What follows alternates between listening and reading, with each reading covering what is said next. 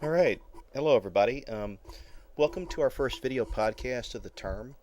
This is going to cover Chapter 6, Parts A and B, and we'll be discussing bones and skeletal tissue, basically the tissue organization, the types of cells that make up bone and bone tissue, and the gross anatomy of certain bones. So this will complement, hopefully, a lot of what you're learning in lab this week. So, before we talk about bone, we actually have to talk about what precedes bone in human development. And if we go back to the discussion we had earlier in class when we were talking about how a human body is generated from the meeting of the sperm and the egg to form the zygote, what happens through the course of development is that the cells in that zygote begin to divide rapidly, and then they begin to undergo the process of differentiation. And we discussed the fact that differentiation is essentially the adaptation of new morphologies, new behaviors, and new functions by different cells, and it's based on the information that's present in the nucleus, in the DNA. And the way that the cell is directed to use that information comes from chemical signals that are generated in the extracellular environment. So essentially, the instructions get passed from the membrane into the cellular signaling apparatus and eventually down to the nucleus of the cell, where specific genes that control cell type, cell morphology, and cell function get turned on or off, and that dictates then how that cell is going to look and behave from that point on. So if we look at the development of the skeletal system in the human embryo, what we actually find is that our first skeletal system really is a lot more like the skeletal system you'd find in a jellyfish, and it's called a hydroskeleton. When the zygote begins to divide, it first forms a cluster of cells that look a little bit like a raspberry. And at some point, those cells will form a hollow ball, a fluid filled hollow ball. And that is actually a type of skeleton. That's called a hydroskeleton. It gives the ball shape and structure, and the structural material is the fluid that's contained inside open areas in the growing tissue mass. As that hollow ball begins to change, it'll switch shape from a ball to more of a flattened hollow disc, and that hollow disc will eventually fill with cells that migrate inside it from the external surface of what is now going to be an embryonic disc, and that forms something called the three germ layers of the developing embryo, called the ectoderm, the mesoderm, and the endoderm. And long story short, the cells that are eventually going to produce the human skeletal system come primarily from the mesoderm. There are some contributions from the ectoderm, but mostly we're talking about mesodermal derivatives. And the first thing that's generated by these developing bone cells is not a mineralized skeleton, but a cartilaginous skeleton, one that's made out of this particular type of connective tissue, cartilage.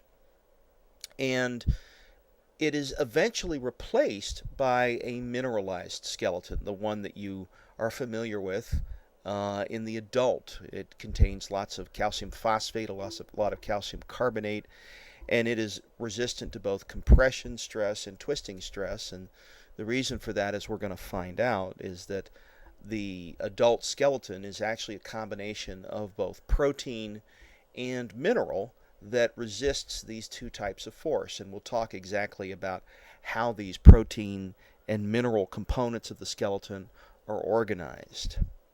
So skeletal cartilage is a starter for the human skeleton. Water lends it resiliency. It is a type of connective tissue. It contains no or very few blood vessels or nerves, so it's said to be avascular, and as a result, it doesn't tend to have a pinkish or red color when you look at it under the microscope. There's a membrane called the perichondrium that surrounds most cartilage. It's made up of dense connective tissue, and it contains blood vessels for nutrient delivery to the cartilage that it encloses, and it usually resists outward expansion. Over the course of human development, what happens is that this cartilage is slowly replaced by mineralized bone.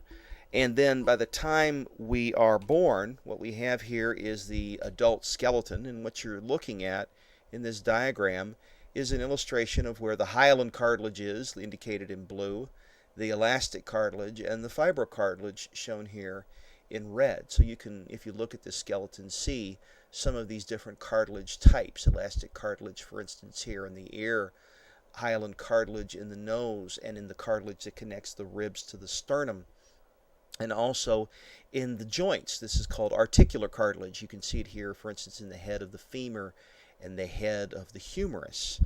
And then we do have a little bit of fibrocartilage. This is a special joint called the pubic symphysis, and it's bound together by a special type of fibrocartilage that lends resiliency but does permit some movement, which is particularly important in childbirth, as we're going to find out. But the rest of the skeleton is mineralized bone, as you can see here by the areas indicated in sort of the light and the dark tan.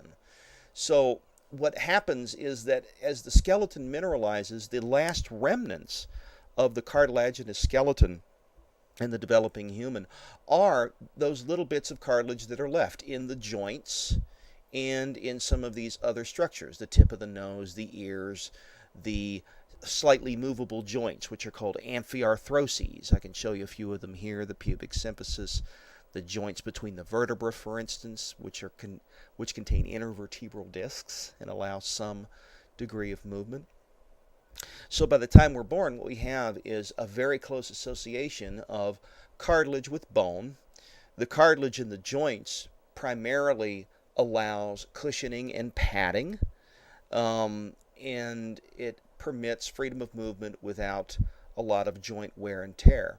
Unfortunately, for the adult, you get all the cartilage you're going to get once you're born, and as we age, what happens is that this articular cartilage, the cartilage in the freely movable joints, slowly begins to wear away, and eventually, towards the end of our lives, we may suffer from a condition called osteoarthritis, in which we get bone on bone inside movable joints, and that tends to produce now bone spurs or fractures, and that can lead to extensive pain and inflammation.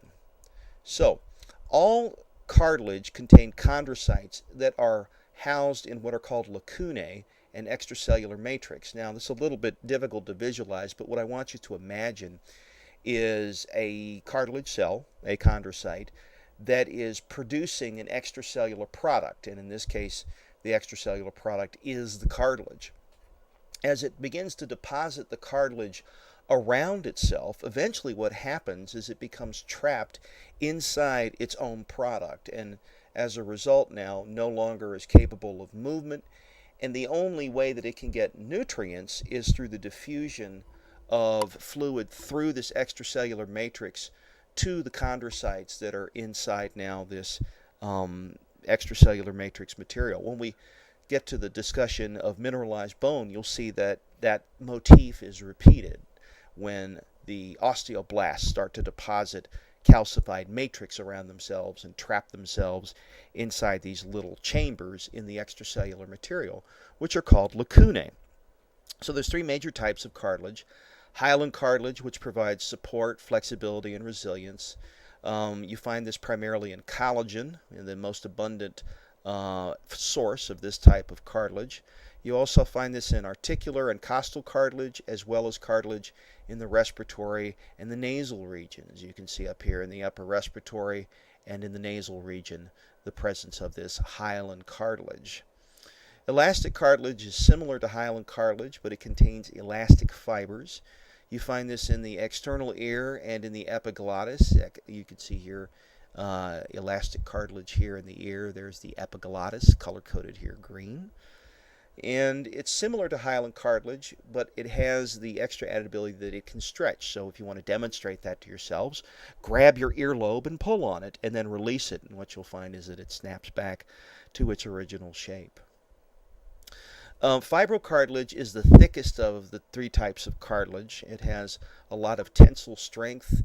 You find this in the menisci of the knee and in the intervertebral discs. Okay, so you'd find them in here, in the menisci, and in the intervertebral discs, these pieces of cartilage in between these bones called the vertebrae.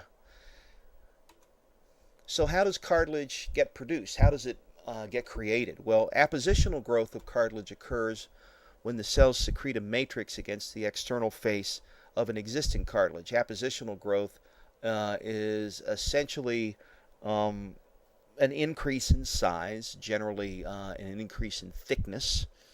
In interstitial growth, chondrocytes divide and secrete new matrix, and they expand the cartilage from within. So you can have the cartilage swell as a result of depositing new matrix inside the extracellular material or on the surface of the extracellular material. Eventually what happens is this cartilage will calcify. It serves basically as a model for the skeletal system, for the hard skeleton we are familiar with in adulthood. It occurs during normal bone growth. You find this throughout youth and old age. What happens is that the cartilage will tend to harden, but remember that calcified cartilage is not bone. So we start to lose what articular cartilage we have left at birth. We replace it with bone, and we also wear it away as a result of the use of these freely movable joints, which, as we're going to find out in the chapter on articulations, are termed diarthroses, movable joints, freely movable joints. Now in utero what happens is that we actually start out entirely with a cartilaginous skeletal system, and it gets replaced almost completely, as you've seen, with bony matrix. And the interesting thing about this progression from a hydroskeleton to a cartilaginous skeleton to finally a calcified skeleton is that it mimics the change in skeletal systems that we've seen in evolutionary time on this planet. The first real skeletal system, if you will, of a multicellular organism is a hydroskeleton, similar to what a jellyfish might have, for instance. The cartilaginous skeleton was the second endoskeletal system to show up, and we find that in animals like sharks and rays, ocean-going fish. And then finally, the bony skeleton was the last type of skeletal system to arrive on the scene, the last type of endoskeleton. And you see this in the bony fish and in higher vertebrates. And this phenomena where events in human development seem to mimic events that have taken place during evolutionary time has a phrase that's associated with it. Ontogeny recapitulates phylogeny, and that's just a fancy way of saying that the changes that we see during human growth and development mimic the changes that we've seen in evolutionary time on this planet. And there are a lot of examples of this in human development. For instance, we at one point during our development in utero have gills, which we lose and replace with a respiratory system. We have and lose webbed fingers and toes, and we have and lose a tail, just to name a few examples. There are other examples that we'll go into when we get to those body systems. There are 206 bones in the adult skeleton, divided into two groups: the axial skeleton, which forms the long axis of the body, made up of the skull, the vertebral column, and the rib cage, and the appendicular skeleton, which are the bones of the upper and lower limbs, and the girdles that attach the limbs to the axial skeleton. For the upper limbs, that's the pectoral girdle, and for the lower limbs, that is the pelvic girdle. We can also group bones according to their shape. Long bones are longer than they are wide. You find these in the limbs, such as in the wrist and in the ankle bones. Examples of a long bone: the femur, the humerus, the radius, the ulna, the phalanges, all examples of long bones. Short bones are cube-shaped. You find these in the wrists and the ankles. The carpal bones and the tarsal bones are examples of these. And then there are sesamoid bones that are formed within tendons. They're a type of short bone. One example is the patella, your kneecap. They usually vary in size and number in different individuals. Flat bones are thin, flat, and slightly curved. Examples of flat bones include the sternum, the scapula, the ribs, and most of the bones of the cranial cavity. For instance, the frontal, parietal, and temporal bones and the occipital bone. Irregular bones have complicated shapes. Examples would be the vertebra and the coxal bones, and you can see examples of each of these here. A long bone, in this case we're looking here at the humerus. Here we're looking at a flat bone. This is the sternum. When we get to the chapter on the bones, and as you're learning the bones in lab, you'll note that the sternum has three parts: the manubrium, the body, and the xiphoid process down here. And then irregular bones, such as those seen in the vertebral column. And then finally short bones, such as those in the talus, the cuneiforms, the carpals, and so forth. So what do bones do for us? Well, they provide support. They protect our body and our soft organs. If you examine your body, if you think about your body for a minute, what you'll find is that a lot of our vital organs are housed inside a bony case. Our brain is enclosed inside our cranium, and our spinal cord is enclosed inside our vertebral column. Our lungs and our heart are contained inside the bony thorax, and our bladder is contained inside the pelvis. And really, the only soft, vulnerable spots on the human body are the abdominal pelvic organs. And if you think back to early in evolution, you have to remember that bipedalism, that the act of walking on two legs, was something that happened pretty late in human evolution. For most of our existence, life on this planet, terrestrial life, ran around on four legs. And so the soft parts of the body were generally close to the ground, and as a result, there was no evolutionary need to grow a bony shell around the GI, the liver, and so forth. So you could sort of think of our abdominal pelvic organs as our vulnerable spot that evolution has yet to catch up with in terms of providing armored protection. In fact, if you've ever seen a dog lose a fight, one of the things that they do to indicate that they are the losers in the battle is to roll over on their back and expose their soft parts, and that's a way of establishing their pecking order, their order of dominance. So this is something that has persisted for a long time in evolution. It also provides protection for the brain, the spinal cord, and the vital organs, and importantly, it allows us to move. They provide levers for muscle action.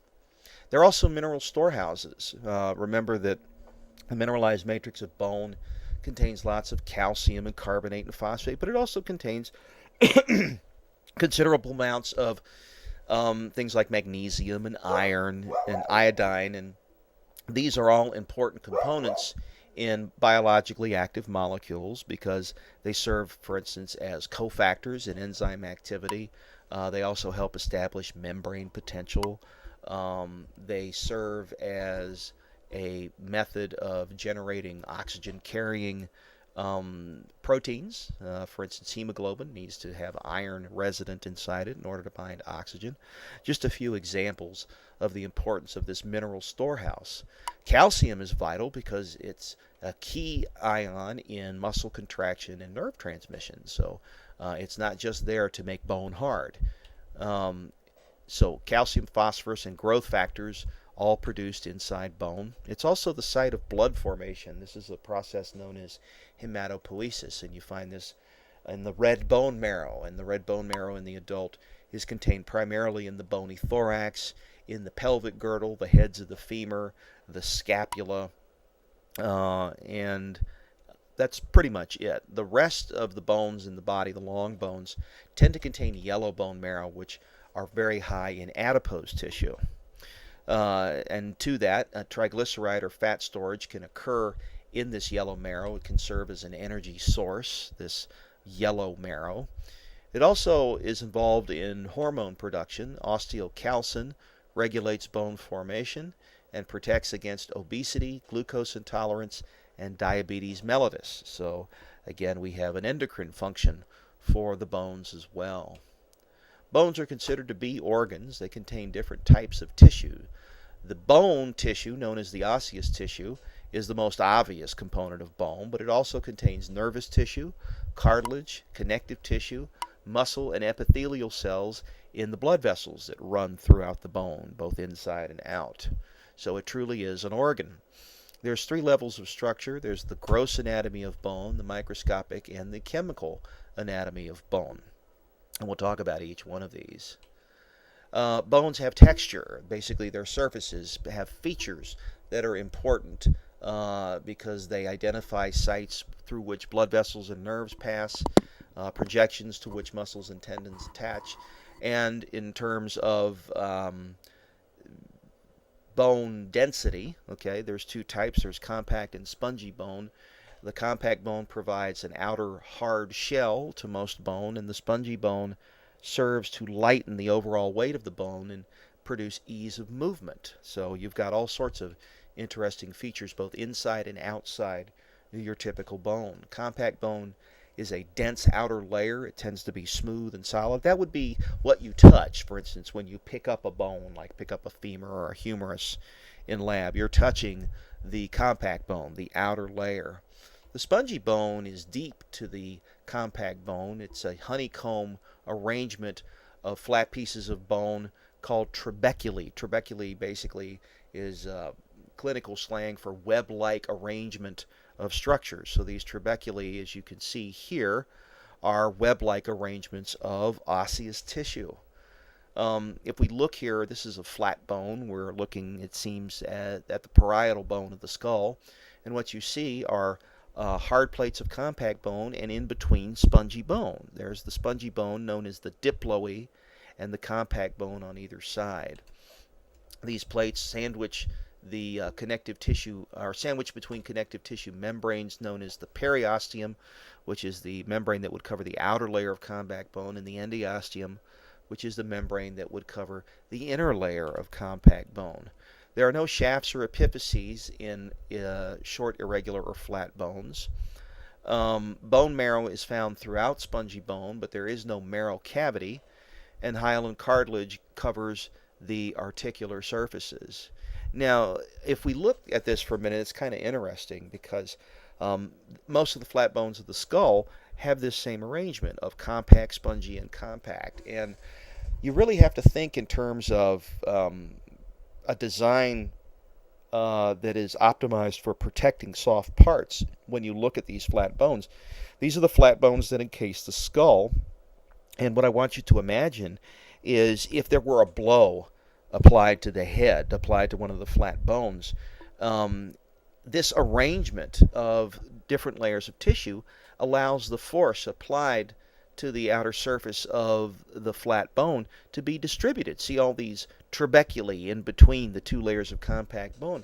That serves to distribute force in along a wider area, and it makes it less likely that a blow to the head will result in a breach of this hard outer shell. And if you've ever seen somebody walk in snowshoes, you can see an example of how that works. Snowshoes basically look like tennis rackets, and you tie them to your feet, and it allows you to walk over the top of a drift of snow. And the reason for that is it distributes your body weight across a broader area, and you don't sink. If you were to concentrate your body weight into a tiny space, you would produce a lot greater force, and that's not what we're going for here with the flat bones of the skull. We want to distribute it. This is a very similar design to a lot of modern football helmets, so you could think of this as your body's football helmet. Okay, long bones have a lot of interesting features. The diaphysis is the tubular shaft that forms the long axis, and there's compact bone that surrounds the entire outside of the typical long bone. Inside there's a hollow chamber known as the medullary cavity, which contains the bone marrow. In the long bones, remember that that's primarily yellow marrow. The epiphyses are the ends of the bones. A long bone will have a proximal and a distal epiphysis. Remember that proximal and distal refer to location relative to the trunk of the body. So this would be the proximal head of the humerus. This would be the distal head down here. This is the proximal epiphysis, and this is the distal epiphysis. Okay. They have compact bone on their external surface, and the interior is spongy bone, and articular cartilage covers the articular surfaces. Incidentally, the word articular means of or pertaining to a joint. So whenever you hear articular cartilage or articular surface, think it's part of a joint. Between the diaphyses and the epiphyses is something known as the epiphyseal line. You can see it right here.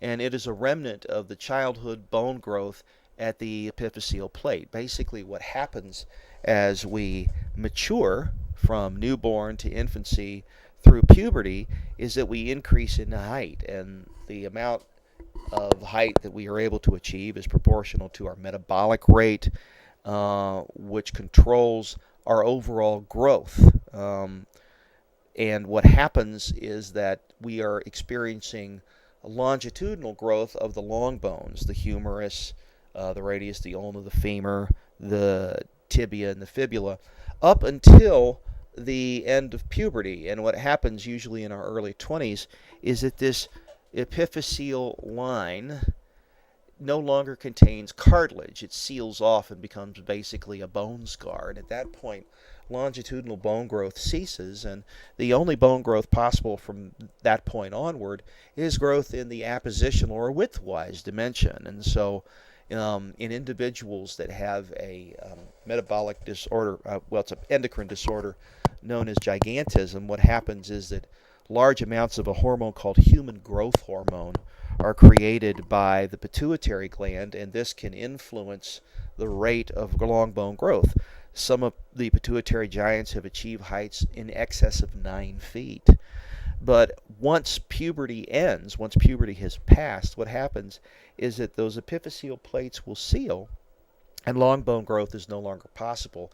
And at that point, what happens, if there is continued overproduction of human growth hormone, is an increase in bone thickness. And so these individuals begin to get large hands and feet, prominent brow ridges, and this is a condition known as acromegaly. So gigantism is human growth hormone production prior to the end of puberty, and acromegaly is human growth hormone production in excess after puberty, after the epiphyseal plates have shut off. So this is why we don't continue to get taller throughout life. Now, not to depress you, but actually, as soon as puberty ends, as soon as the epiphyseal plates seal, we actually begin to get shorter. And if you think for a minute why, it'll become maybe sort of obvious to you. What happens is that we start to lose bone density as we age.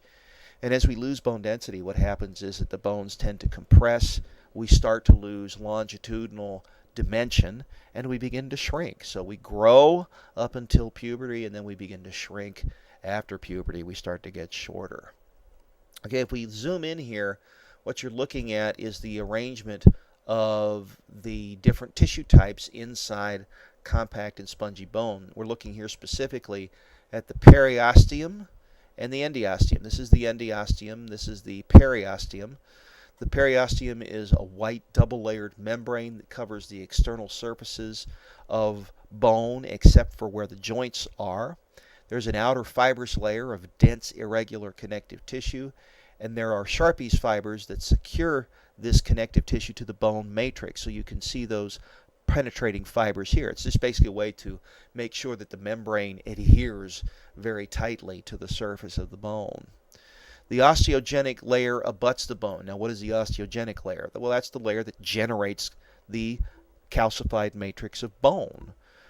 It contains primitive stem cells known as osteogenic cells. Osteoprogenitor cells are born within this layer of membrane.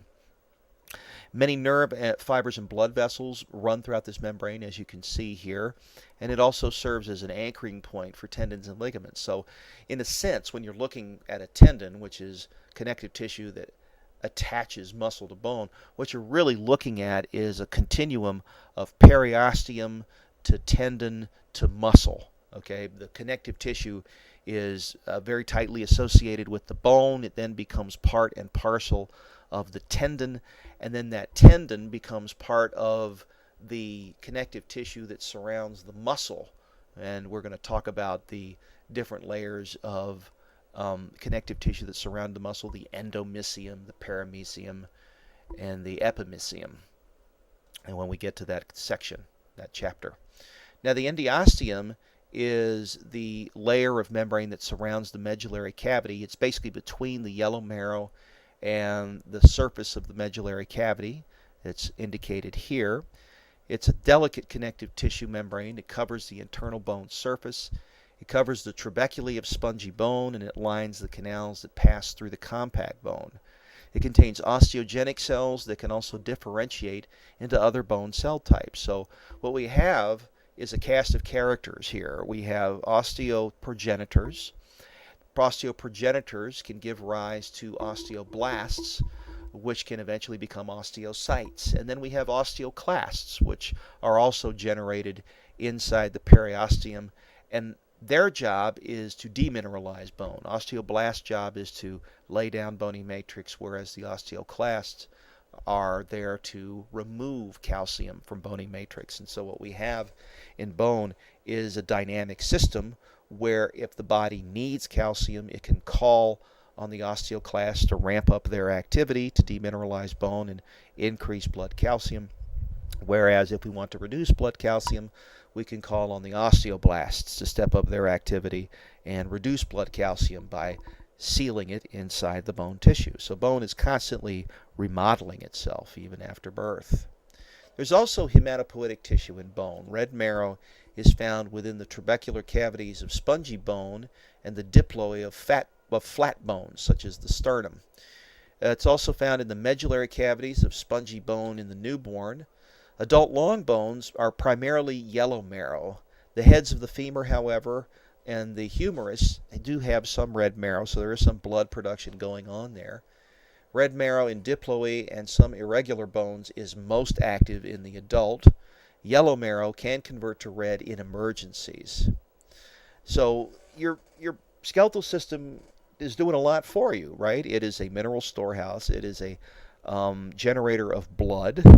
It is the provider of points for movement, allows you to move. It provides you structure, and it is also an important endocrine organ, as we've discovered. Now, if we look at the surface of bone, what we find are different bone markings. We've addressed a few of these earlier. We talked about holes or pits or even projections on bones, and the reason that we make a big deal out of these holes and pits and projections is because there are sites of muscle attachment and ligament and tendon attachment on external surfaces. There are also joint surfaces that we want to be aware of. There are also holes. There are conduits for blood vessels and nerves, and projections and depressions and openings, all of which have different functions. Projections often serve as an attachment for a tendon or a ligament, for instance. A depression may serve as a housing for a muscle. The muscle may actually sit in a depression. And openings are passages through which nerves, blood vessels, and lymphatics can pass in and around bone. So you're going to not only learn the bones, you're also going to learn, as you're going to discover in lab, the names of these projections, these pits, and these holes. And I know it seems like a lot to memorize, but it's important because as you move from the skeletal system into the muscular system, you'll understand how the muscles are attached to the bones and what kind of movements they can produce as a result of their points of attachment to the skeletal system, known as their origins and insertions. Okay, if we look at the microscopic anatomy of bone, we find 5 major cell types. Each are specialized forms of the same basic cell type. We have osteogenic or osteoprogenitor cells, osteoblasts, osteocytes, bone lining cells, and osteoclasts. Osteogenic cells, also known as osteoprogenitors, divide rapidly. They are a type of what's called an adult stem cell. An adult stem cell is a cell that has not every fate available to it, but many fates available to it. And we have a lot of adult stem cells in the human body. We discussed a few of those earlier in class when we talked about, for instance, the skin, right? The fact that we constantly shed and replace our skin is due to the fact that the deeper layers of the skin are a type of adult stem cell layer. They're constantly dividing and regenerating the skin as we shed it. If we did not have this progenitor layer, we would lose our skin in very short order. So we are very lucky indeed to have these adult stem cell populations active. These progenitor cells in the bone are active in the periosteum and the endosteum. When they're stimulated, they differentiate into osteoblasts or bone lining cells. Some will persist as osteogenic cells. That's one of the magic tricks of adult stem cells, is that when they divide, usually one member of that cell division goes on to become a differentiated cell, a cell with a specific role in the adult structure. while another member of that cell division stays behind and remains as a progenitor cell. So this is sort of the exception to the rule of mitosis, which states that the two products of mitosis, the two daughter cells, are identical to the original cell. This sort of breaks that pattern. And we think the reason for this is that these progenitor cells are probably in contact with some sort of signal in the extracellular environment that allows them to remain as a stem cell, whereas the other member of the cell division gets displaced from that component in the extracellular environment and as a result begins to differentiate. And I can illustrate that for you in class if you want to ask me exactly how that works, exactly what that arrangement of cells looks like. Now, what we're looking at here are osteogenic cells and osteoblasts. The osteogenic cells, remember, give rise to the osteoblasts. They are the adult stem cell here. And notice the osteoblast. The osteoblast came from the osteogenic cell, but it looks a little different, right? It has a different shape. And as we're going to find out, it has a different role, right? The osteoblast is the bone former. It secretes unmineralized bone matrix, or osteoid, which includes collagen and calcium binding proteins. Collagen generally makes up about 90% of bone protein, and these cells are actively mitotic. So what happens is that these guys divide and divide and divide and lay down bone very, very efficiently.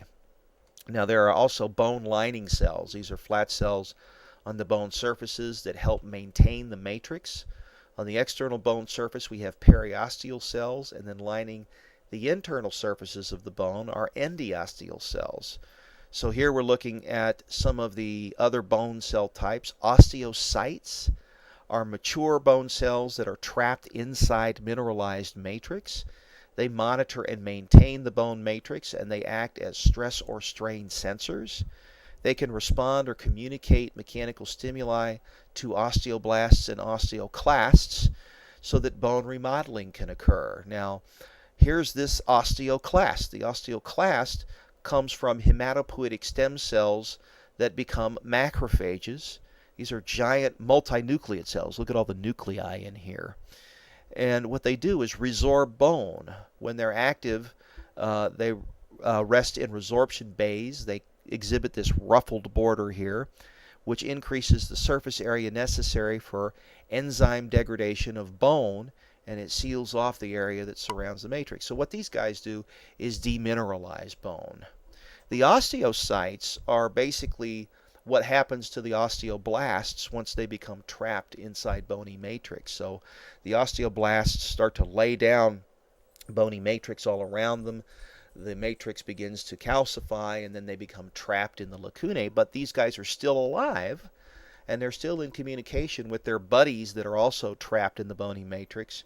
And that's important because this allows now bone to remodel itself on the fly as force is applied to it. And to make a long story short, basically, the more you use bone, the more you put force on bone, the denser the bone will become in order to withstand the force. So this is one of the ways that exercise helps prevent osteoporosis. So think about that the next time you're doing your weekly exercises.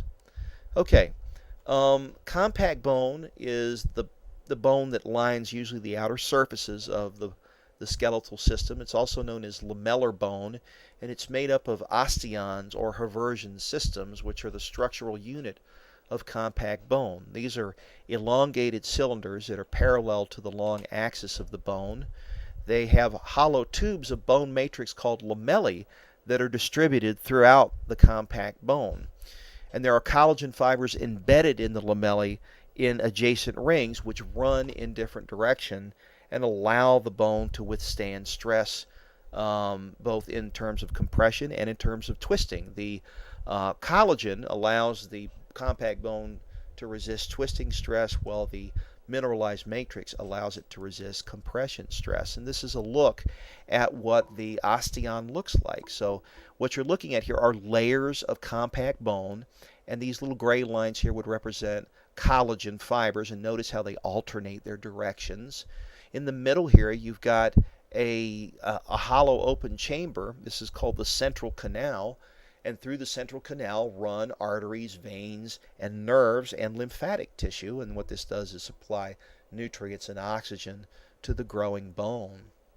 So with this arrangement, with this sort of alternating arrangement of collagen fibers, again, what you have here is a distribution of force, right? When you apply force to this structure, either from the top or from the sides, what happens is that there's no shared weak point as you run through each of these different layers, and as a result, it's much more difficult to puncture or crush this type of bone than if each of these layers were to contain an identical arrangement of collagen and compact bone. So again, a very effective way of resisting applied force. This is very similar to the way that concrete sidewalks are poured. If you've ever seen that done in your neighborhood, take a chance and look at it if you get an opportunity.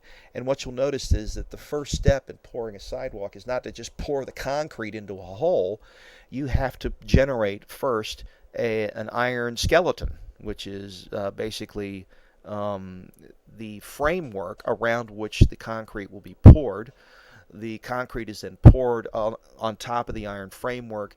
The concrete then sets. The iron provides resistance to twisting or shearing force, while the concrete provides resistance to compression force. If we didn't have the framework there, the iron framework, what would happen is that when the first rumble came around that provided a twisting force on the sidewalk, it would crumble into little bits. Okay, if we look at compact bone, we also find other features. Canals and canaliculi are peppered throughout compact bone. The central canal runs through the core of the osteon and it contains blood vessels and nerve fibers. And there are also perforating canals called Volkmann's canals that are lined with endosteum at right angles to the central canal, and they connect blood vessels and nerves of the periosteum along with the medullary cavity and the central canal. Lacunae are small cavities that contain osteocytes, and canaliculi are basically tiny little canals that connect the lacunae to each other. And so this is how the osteocytes communicate with each other. They have cytoplasmic extensions that run through these canaliculi and touch, and as a result they're able to communicate, to send chemical signals back and forth throughout the bone that serve as messages for the bone to, remodel, to change its density, to respond to the forces that are applied to it. Osteoblasts secrete bone matrix and basically trap themselves inside it. They maintain contact with each other and other osteocytes through these cell projections.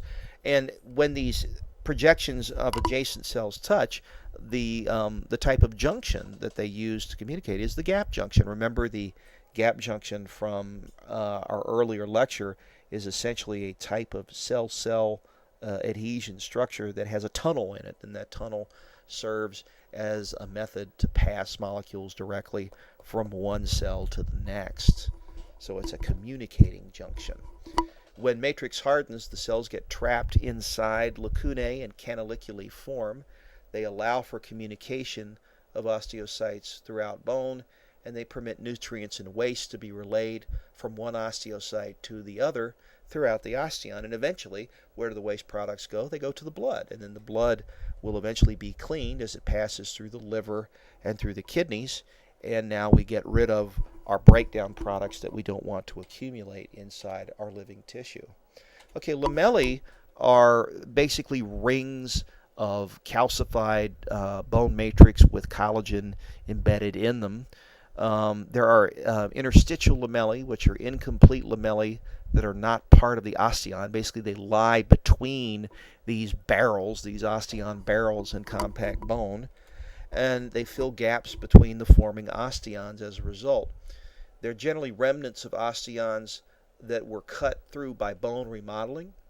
There's also circumferential lamellae that are just in deep to the periosteum and superficial to the endosteum, and they extend around the entire surface of the diaphysis, and they resist the twisting of long bone. And again, it's easier to look at a picture of this. Let Let's see, there we go.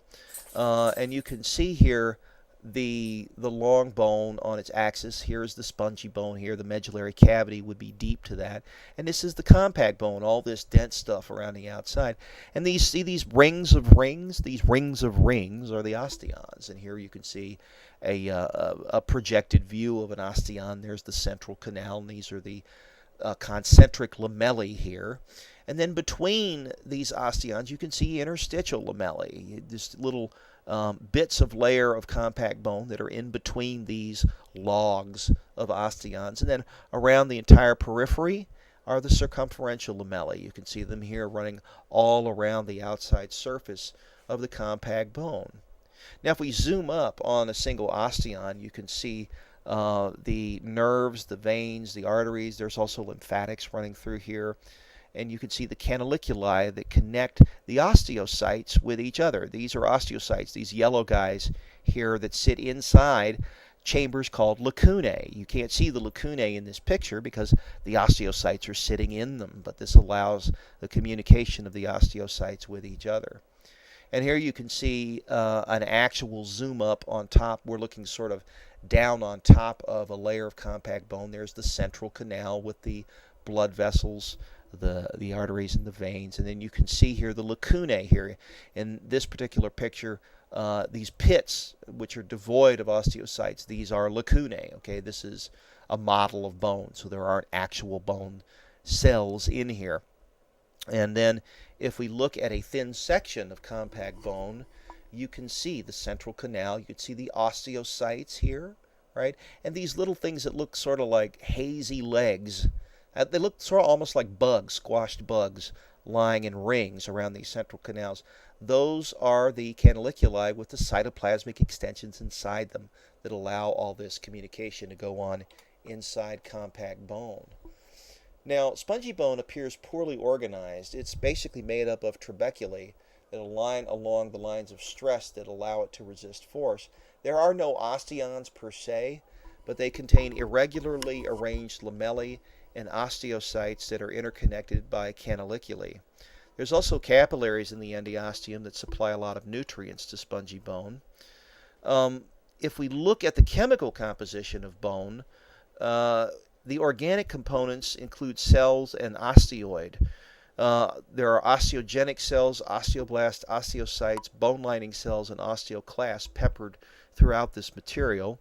The osteoid is the 1/3 of organic bone matrix that's secreted by the osteoblasts, and it's made of ground substance, which contains molecules known as proteoglycans and glycoproteins. Now here we go with these compound words again. If we break proteoglycan up into its components, we get proteo and glycan. Well, what's proteo? That's of or pertaining to protein. What's glycan? Of or pertaining to sugar. So this is a molecule that has both a protein and a sugar component, and glycoproteins are the same thing. They have both a sugar and a protein component. There's a difference in terms of the ratio of protein to sugar in between these two. There's also collagen fibers. These contribute to the structure, and they provide tensile strength and flexibility. The resilience of bone is due to sacrificial bonds in or between the collagen molecules. They stretch and break easily on impact to dissipate energy and prevent fracture. If no additional trauma occurs, the bonds will then reform. So how about the mineralized part, the part that we generally think about when we think about bone? It's made up of something called hydroxyapatite. These are mineral salts. This makes up 65% of the bone mass. It's mainly calcium phosphate crystals in and around the collagen fibers, and it's responsible for the hardness and resistance to compression that bone has. Bone is half as strong as steel in resisting compression. It's pretty tough stuff. It's as strong as steel in resisting tension. It lasts long after death because the mineral component does not degrade. The organic component rots away. It reveals information about ancient people. How so? Well, we can look at the morphology of bone, but the other interesting thing, of course, about bone is that it contains DNA. And so if we get actual bone tissue, we can isolate genetic material, and we can ask questions about the genetic composition of the particular specimen we've dug up. It can display growth arrest lines. These are horizontal lines on bone, and they can also contain proof of illness, where bones stop growing so that nutrients can be mobilized to help fight disease. So this tells us a lot about, for instance, why a particular individual may have died a long, long time ago, what the deficiency was that upsets their homeostatic balance. Okay, we will resume with part B of this chapter in just a moment, and I'll see you in a bit.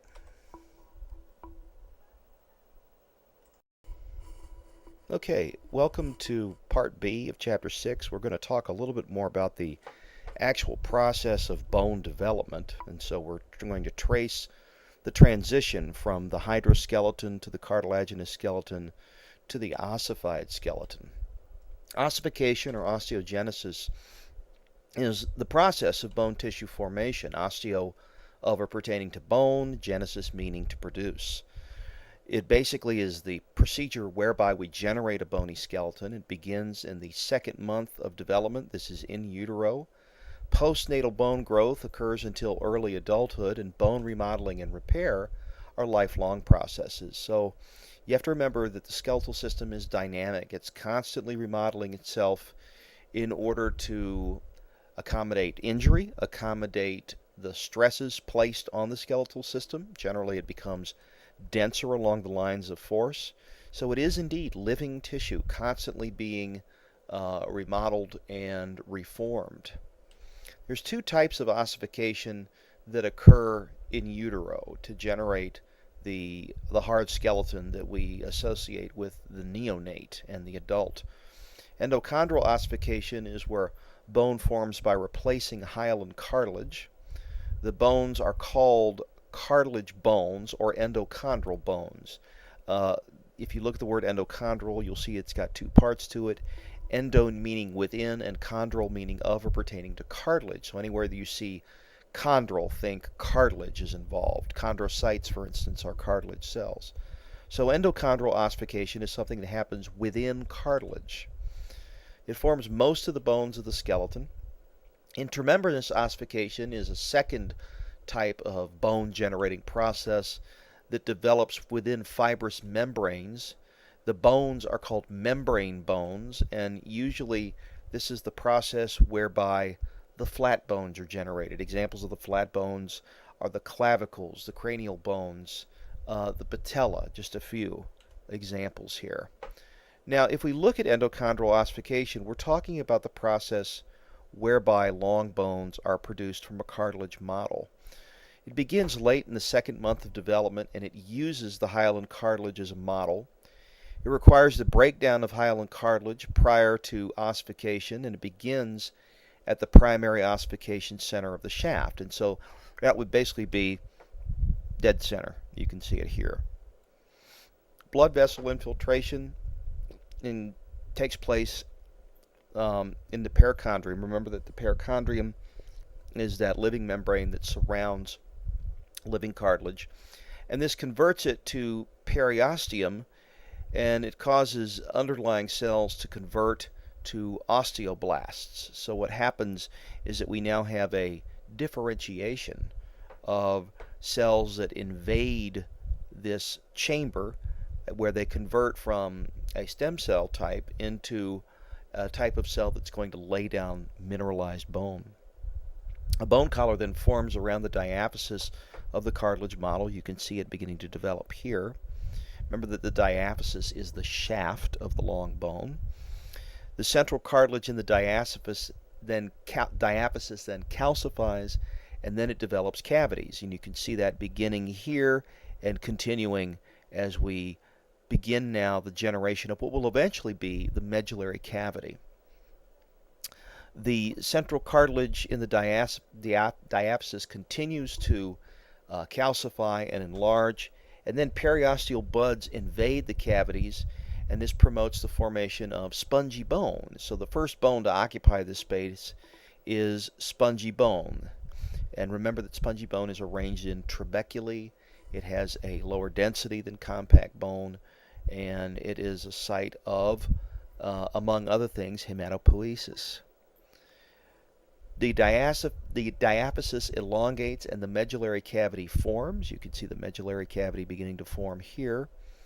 And then the epiphyses ossify. We have the formation of secondary ossification centers as blood vessels invade this part of the cartilage model and they begin to lay down bone inside the cartilage. Eventually what happens when we get to the end of the process is that the only remnants of cartilage left are the epiphyseal plates, shown here and here, and the articular cartilage, which are intimate parts of the bony structure. And this is something to make note of, because one of the things that we're going to talk about when we discuss the chapter on joints is the degradation of joint function as a result of cartilage loss. This is a condition called osteoarthritis. Essentially, what happens is, due to the fact that you do not grow new cartilage once this process is completed, all that happens as you use your freely movable joints is that the cartilage wears away over time.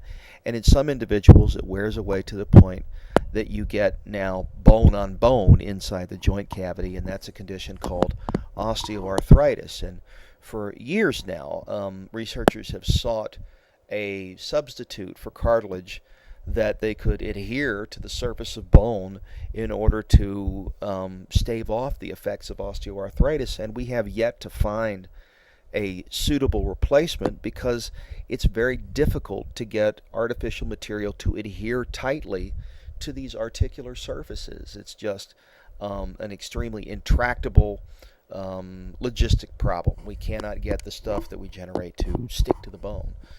If anyone can figure out a solution, they would probably make thousands and thousands of dollars. So, and if any of you out there happen to know people that are interested in generating articular cartilage, tell them that this is the major problem that has to be overcome. So just to review, we begin with a cartilage model. We form a bony collar. We invade this cartilage model, bringing blood vessels into it. The blood vessels bring with them osteoblasts. The osteoblasts begin to hollow out the cartilage and replace it with spongy bone. The spongy bone eventually then is removed. It hollows out. This is the medullary cavity. Secondary ossification centers are established at the epiphyses. They bring in with them bone-forming cells, and then we begin to generate spongy bone in the epiphyses as well. And then finally we have the adult long bone. Now, long bone growth will continue in the longitudinal direction as long as the epiphyseal plate persists. Once the epiphyseal plate is replaced by bony tissue, longitudinal growth is no longer possible. However, you can have appositional growth, growth in thickness. And we discussed a couple of conditions in which that happens to an abnormal extent, and that condition was acromegaly, if you remember from the discussion on Part A of Chapter 6. Now, intramembranous ossification is a little bit different. It happens between membranes. That's what's called intramembranous. It's responsible for the formation of the frontal, parietal, occipital, temporal bones, and the clavicles, just to name a few. It begins within fibrous connective tissue membranes formed by mesenchymal cells. Mesenchymal cells are a type of embryonic connective tissue, and this tissue is unique in the sense that it has pluripotency. It has the potential to become a number of differentiated cell types. Ossification centers appear within these fibrous connective tissue membranes. Osteoid is secreted. Now, what is osteoid? It's basically pre-bone. Woven bone and periosteum then follow, and lamellar bone replaces woven bone, and then finally red marrow appears, and this is again a site of hematopoiesis. So here you can see the mesenchymal cells all around the fibrous connective tissue. These are collagen fibers. This is an ossification center, and this is osteoid that's being secreted by the osteoblasts. So this is the prebone. As the osteoid is secreted, what happens is that the osteoblasts become trapped inside their own osteoid, and they then become osteocytes. You can see here also now the beginning of the formation of the membranes that are going to surround the flat bone, which will eventually become the periosteum and the endosteum. So you can see that occurring here.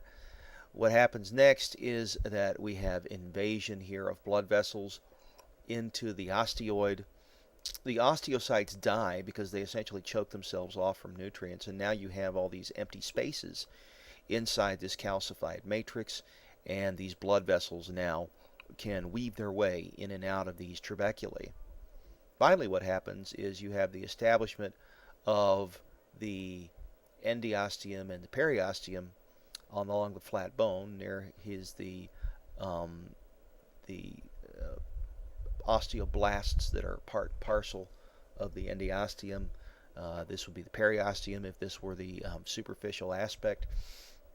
And remember that osteoblasts are actually born in this membrane lining. So we have spongy bone and then layers of compact bone on either side. Remember that compact bone is also generated by the activity of osteoblasts, which eventually become osteocytes that are lodged inside of lamellae. Okay, in this case, the lamellae are going to be sandwiching spongy bone, and this allows now a extremely rigid structure that can resist applied force, but also have a relatively light weight.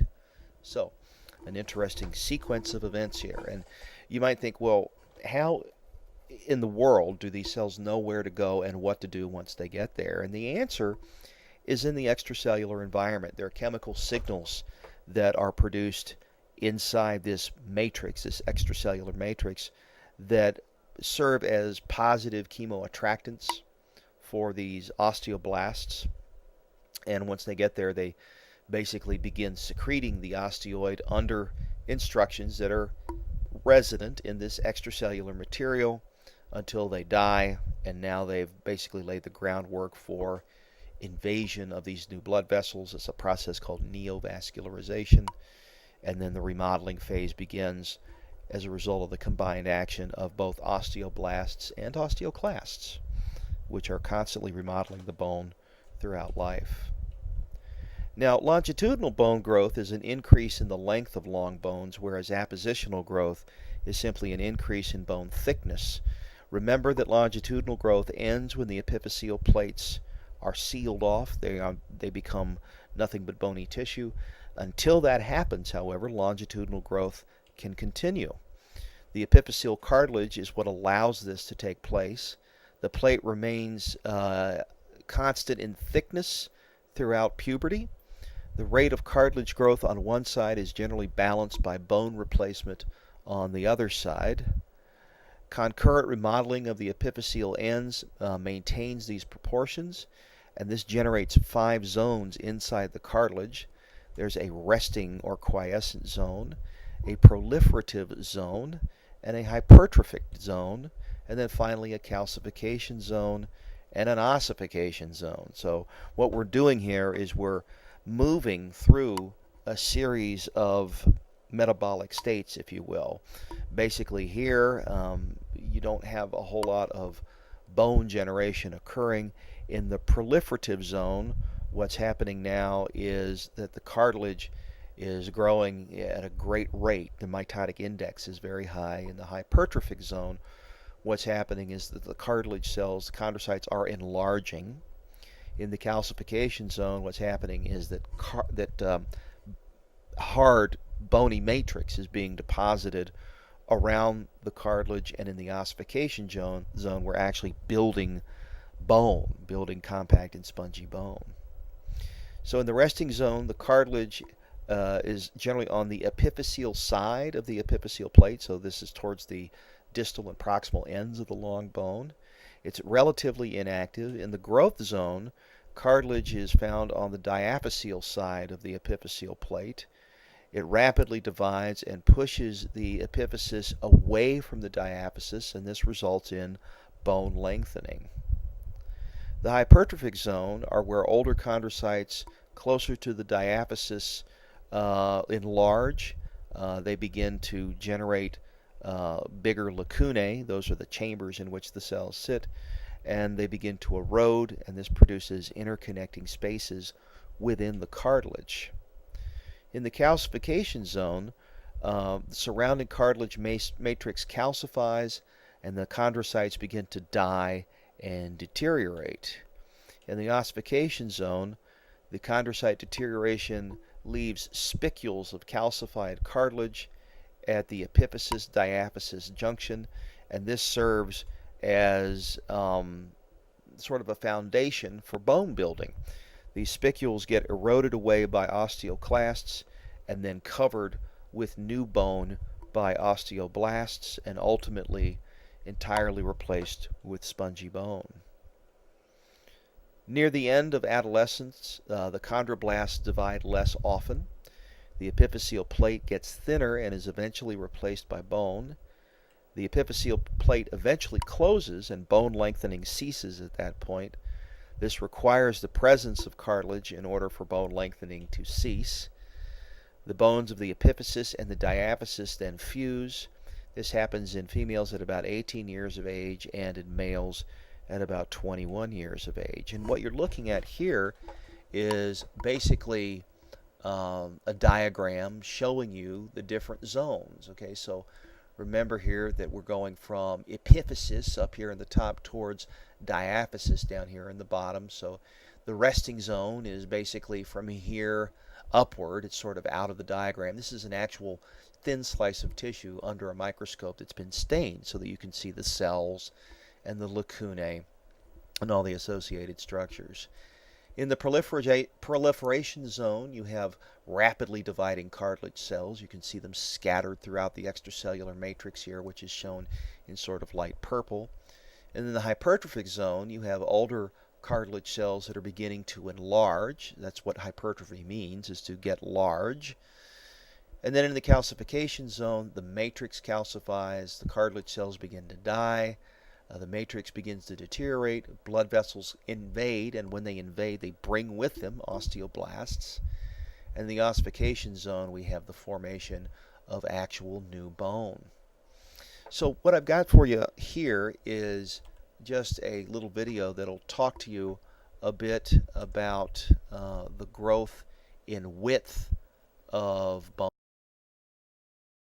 Bones grow through the process of appositional growth, the formation of new bone on the surface of older bone or cartilage. Osteoblasts beneath the periosteum lay down bone to form ridges around a blood vessel. The blood vessel lies in a groove between the ridges. The groove is transformed into a tunnel when the bone built on the adjacent ridges meets. The periosteum of the groove becomes the endosteum of the tunnel. Osteoblasts from the endosteum lay down bone to form a new concentric lamella. The production of additional concentric lamellae fills in the tunnel and completes the formation of a new osteon.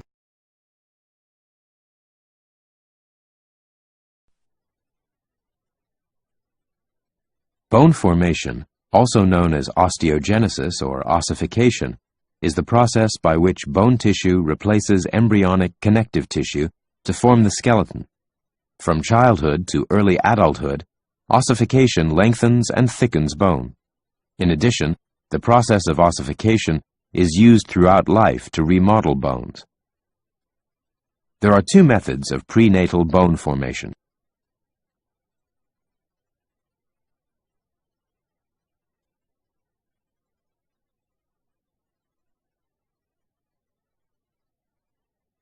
During intramembranous ossification, bone is generated on or within fibrous connective tissue membranes. As the process begins, mesenchymal cells differentiate into osteoblasts in regions called ossification centers. The osteoblasts secrete osteoid or uncalcified bone matrix. Over a few days, osteoblasts become osteocytes, and calcium and other mineral salts are laid down, hardening the matrix. The bone matrix develops thin columns of bone called trabeculae, which fuse to form spongy bone.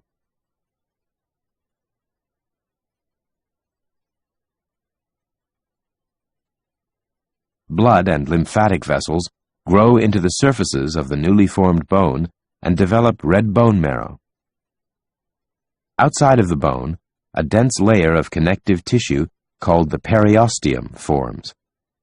Most outer layers of spongy bone are eventually replaced by compact bone, but the center remains spongy.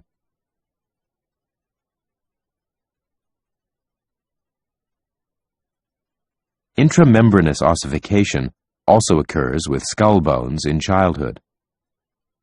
At birth, skull bones are separated by fontanelles, or soft spots, and sutures, immovable joints made of fibrous tissue. Fontanelles in the fetal skull allow for easier passage through the birth canal and rapid brain development. Up until adolescence, the fontanelles slowly ossify into sutures, providing the brain with greater protection.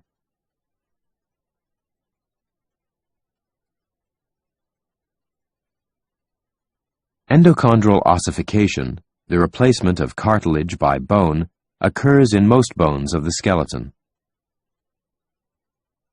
The process begins when embryonic mesenchyme condenses, forming the cartilage model, the shape of the future bone. The model grows within the fetus. Lengthwise growth is attained via interstitial growth. Width is attained via appositional growth. A nutrient artery penetrates the perichondrium, increasing nutrient availability to the cells. Osteogenic cells are stimulated to differentiate into osteoblasts. These cells secrete matrix beneath the perichondrium that forms a thin shell of compact bone known as the bone collar. As the perichondrium begins to form bone, it is now called the periosteum. The bone collar reduces diffusion to the cartilage inside the model, depriving it of nutrients. Capillaries grow into the disintegrating cartilage, delivering osteoblasts. The new growth forms a primary ossification center, an area where bone tissue will replace most of the cartilage. Osteoblasts deposit bone matrix, building spongy bone trabeculae.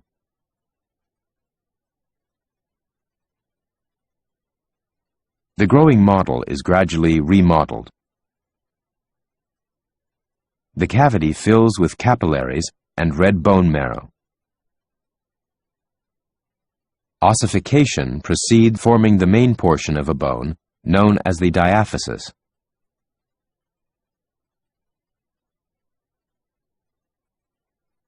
Around the time of birth, blood vessels enter the epiphyses, the ends of a bone, forming secondary ossification centers.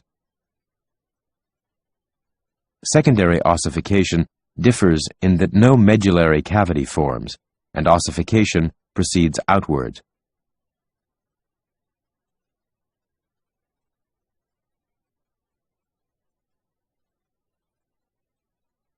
As a result, the interior of the epiphysis remains spongy. Secondary ossification leaves a thin layer of hyaline cartilage covering the epiphyses. This is known as articular cartilage, and it reduces the friction and shock in bone joints. The change to the epiphysis also forms the epiphyseal plate, a layer of hyaline cartilage that enables the diaphysis to grow in length.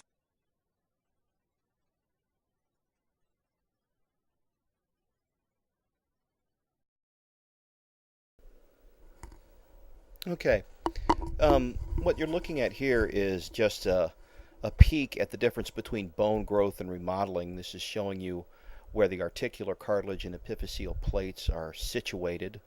Note that cartilage growth starts, it proceeds at the epiphyses along the articular cartilage, and bone replaces cartilage at the junction between where you can find this compact bone and this articular cartilage.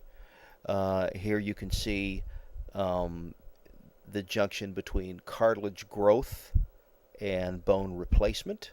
And so this is giving you an idea of the dynamic nature of the bone as it's remodeling. And eventually what happens here is that what you see as the epiphyseal plate gets displaced distally and proximally, is that the plate begins to narrow. Okay, you can see here that bone that was once at this point has been reabsorbed. Appositional bone growth adds to width here, and bone growth that was here has been reabsorbed. And you can see the epiphyseal plate beginning to become narrower and narrower and pushed further and further towards the epiphyses of the bone. And what will eventually happen is it'll be replaced entirely with bony tissue, and at that point longitudinal growth stops. So that's when long bone growth ceases in that dimension. Now, how do we regulate bone growth? Well, hormones play a large role. They are very important in stimulating epiphyseal plate activity in infancy and childhood. Thyroid hormone modulates the activity of growth hormone and ensures the proper proportions of bone. And testosterone and estrogens come into play at puberty. They promote adolescent growth spurts, and they end growth by inducing epiphyseal plate closure. Excess or deficits of any of these hormones could cause abnormal skeletal growth. We touched on the fact that growth hormone can contribute to the process of gigantism, dwarfism, or acromegaly, depending on the amount and the timing of the secretion of the growth hormone. The same is true with excess production of testosterone and estrogens that can ensure precocious development, and as a result, very rapid skeletal growth that sometimes exhibits abnormal morphology. And the same is true with thyroid hormone.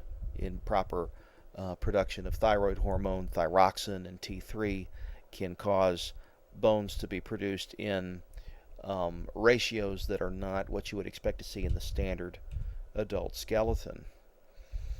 We recycle about 6% of our bone mass weekly. Spongy bone is replaced every 3 to 4 years, and compact bone is replaced every decade. Older bone becomes more brittle because the calcium salts crystallize, and as a result, fractures are more frequent. Remodeling of bone consists of bone repair and remodeling, both of which ensue after the incidence of a fracture. So one of the things that happens, as we're going to find out, is that we actually sort of repeat some of the processes that we're familiar with in endochondral ossification when we look at bone repair. Bone remodeling consists of bone depositing and bone resorption processes, and it occurs at the surfaces of both the periosteum and the endosteum. There are also remodeling units. These are adjacent osteoblasts and osteoclasts that work in concert to remodel bone, to change where the dense areas of bone lie so that they correspond with the areas of applied force. Bone resorption is a function primarily of the osteoclasts. Remember, those are the multinucleate cells with the ruffled border that are involved in the demineralization of bone. They dig depressions or grooves as they break down the bony matrix, and they secrete lysosomal enzymes that digest the matrix, and basically it's an acidic environment that they produce. This is what helps break down the calcified matrix. The acidity converts the calcium salts into soluble forms. Osteoclasts also phagocytize demineralized matrix and dead osteocytes, so they gobble them up. Transcytosis allows release into the interstitial fluid and then into the blood. Once resorption is finished, osteoclasts undergo apoptosis, so they commit suicide. Osteoclast activation involves both parathyroid hormone and T-cell secreted proteins. Basically, parathyroid hormone accelerates osteoclast activity, and so it increases the rate at which bone is demineralized, and as a result has the overall effect of raising blood calcium. So how do we control this process? It occurs throughout life, but is regulated by both genetic factors and some very important control loops. There's negative feedback hormonal loops for calcium homeostasis that controls blood calcium levels but not bone integrity. They respond to mechanical and gravitational force. Calcium is important not just in producing the hard matrix of bone, but it's also vital in nerve transmission and muscle contraction, as well as blood coagulation and secretion by glands and nerve cells. It also has been shown to have some function in cell division, so it's vital that we regulate our interstitial and our plasma calcium in addition to keeping an eye on the state of the mineralization of bone. There's about 1.2 to 1.4 kilograms of calcium in the body. 99% of it is bone mineral. The amount in blood is tightly regulated between 9 to 11 milligrams per deciliter. Intestinal absorption requires vitamin D metabolites, and dietary intake is also necessary. So two things have to happen in order for you to absorb dietary calcium. You've got to ingest it, and that's found primarily in dairy products, but it's also in significant amounts in green leafy vegetables. But you also have to have active vitamin D, and active vitamin D is also consumed, but it's also manufactured in the skin when we expose the skin to UV irradiation. So this accelerates our ability to mineralize bone. So this is one of the reasons why you don't want to completely eliminate your exposure to sunlight. It's very important for proper mineralization of bone. Now if we look at calcium homeostasis, we find that two major hormones are the big players, calcitonin and parathyroid hormone. Let's start with parathyroid hormone.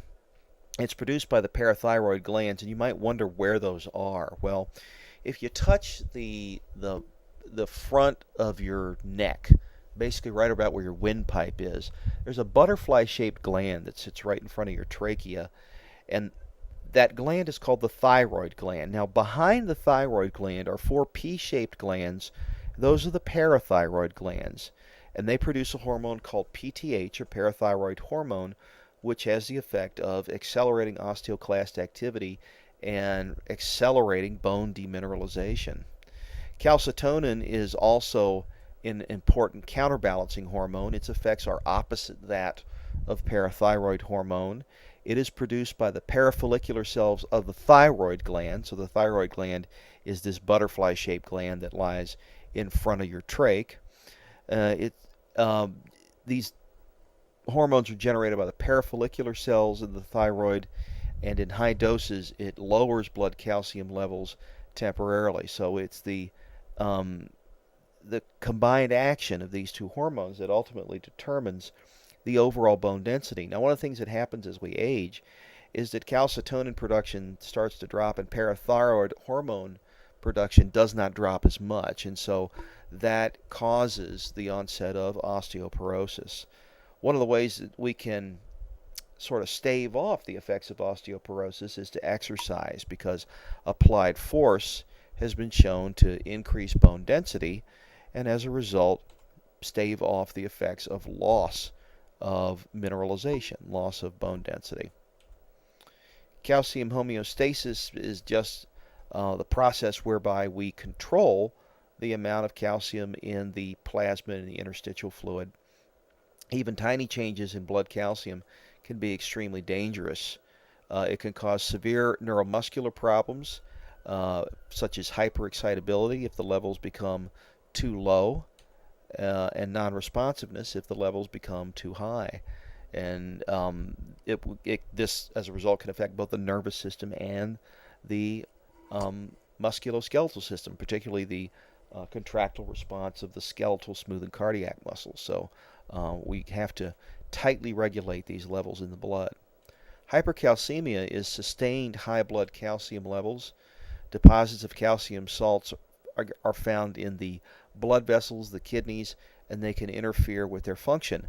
One of the fallouts from hypercalcemia is the production of renal calculi. These are commonly known as kidney stones, and when these become wedged in the ureters, they can block the movement of urine from the kidney through the ureter and ultimately to the bladder, and this results in extreme pain and bleeding inside the urinary system. And often these have to be removed. There's a combination of treatments available.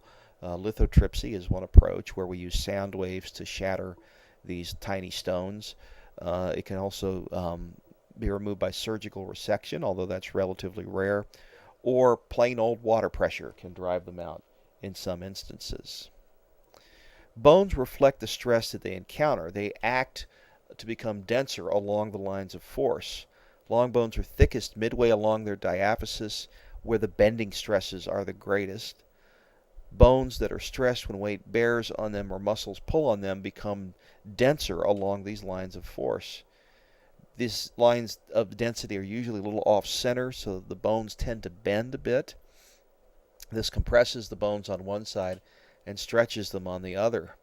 Wolff's law is just a statement that bones grow or remodel in response to the force applied to the bone, and it explains handedness, which results in thicker and stronger bones of the dominant upper limb. For a right-handed person, that would be the right arm.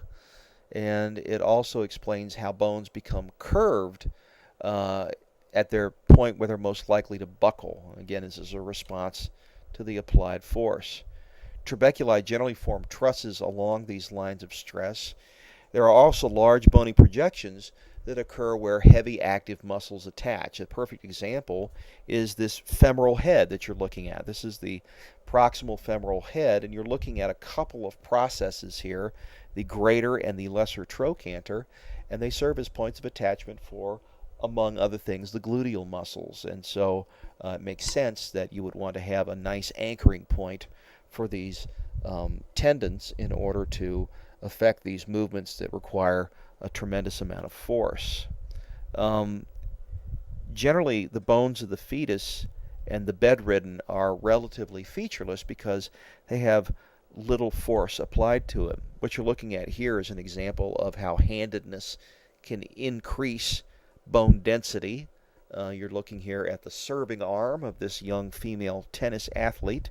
Notice how the bone is thicker overall. The cross-sectional diameter of her humerus is thicker than in her non-dominant arm.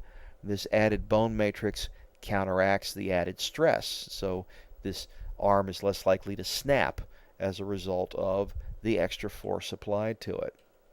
Now, you can also have homeostatic imbalances of the hormones that dictate bone density. Osteoporosis is a thinning of bone. It's basically descriptive of a group of diseases where bone resorption outpaces bone deposition. The spongy bone of the spine and the neck and the femur are extremely susceptible. The vertebral and hip fractures are very common in these individuals, primarily because these are the most weight-bearing bones in these individuals. So the more stress you place on a bone that's losing density, the more likely it is to fracture. So what are some risk factors for osteoporosis? Well, it's seen frequently in the aged, and it's also frequent in postmenopausal women. Men experience this to a lesser degree. Sex hormones generally maintain normal bone health and density. Individuals with a petite body form are very susceptible, basically bones that are small in diameter and not particularly dense. And also individuals that don't perform sufficient exercise to stress the bones, as well as individuals who have a diet that's poor in calcium and protein. And it's also been shown that smoking and hormone-related conditions can affect bone density as well. An example here would be hyperthyroidism and low blood levels of thyroid-stimulating hormone. Basically, this can accelerate the rate at which bone density decreases. Diabetes mellitus has also been shown to contribute to osteoporosis. And finally, immobility. Basically, if you do not apply any stress to the skeletal system, it won't act to counteract the stress, and as a result, bone density loss will occur.